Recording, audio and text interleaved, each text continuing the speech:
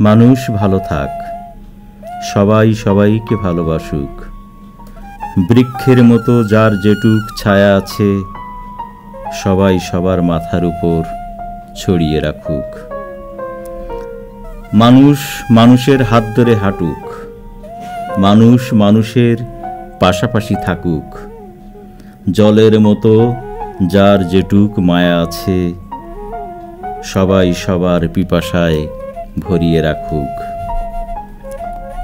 মানুষ মানুষের দুঃখ বুঝুক, মানুষ মানুষের কষ্ট খুঁজুক। যার হৃদয়ে যেটুক প্রেম আছে, সে প্রেমে ভরে থাক সবার বুক। মানুষ মানুষের খুনি হবে, পশুর জন্য কি কাজ থাকে তবে?